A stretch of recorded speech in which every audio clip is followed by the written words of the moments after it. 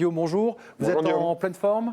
Très en forme. Oui, je Et vois que vous vous êtes en forme et vous avez préparé une chronique en plus intéressante. On parle de transition écologique, de Exactement. recyclage. Et j'ai l'impression qu'il y a un petit gars originaire de l'Oise, donc en plus il est bien de chez nous, eh bien, il ne mégote pas sur les moyens. Vous voulez dire de quoi ça s'agit exactement? Alors, l'écologie, vous le savez, Guillaume, elle est au cœur des préoccupations, que ce soit pour les politiques et les citoyens. D'ailleurs, petit rappel, ce samedi 21 septembre, c'est le World Cleanup Day, la journée mondiale du nettoyage de la planète.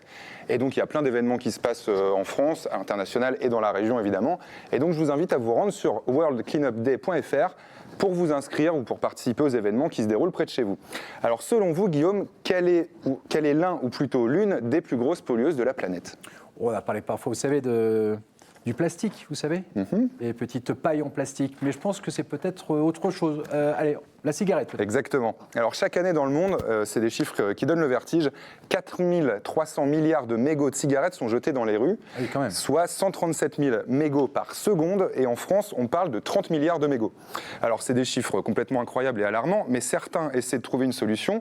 C'est le cas de Julien Pack, un jeune ingénieur de 22 ans, originaire de Berthecourt dans l'Oise. Il a créé une fibre isolante provenant des filtres de cigarettes, c'est ce qu'on peut voir à l'écran.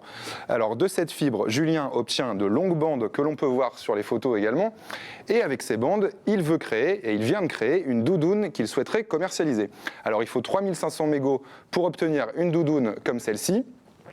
Et au niveau du prix, donc, Julien estime le prix de vente entre 170 et 220 euros, mais c'est un prix qui pourrait baisser en fonction évidemment de la production et du nombre de vêtements qu'il souhaite, qu'il fera. Et on peut aussi imaginer une déclinaison pour d'autres vêtements. Alors d'ici là, Julien et son projet, je ne vous ai pas donné le nom, ça s'appelle Ciao Mégo. Alors ils ont besoin de financement.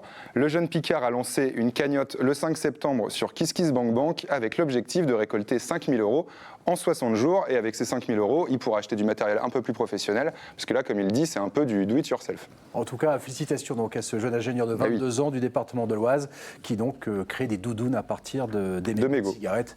Voilà une excellente idée. Encore félicitations à lui donc sur KissKissBankBank. Hein, c'est ça. Exactement.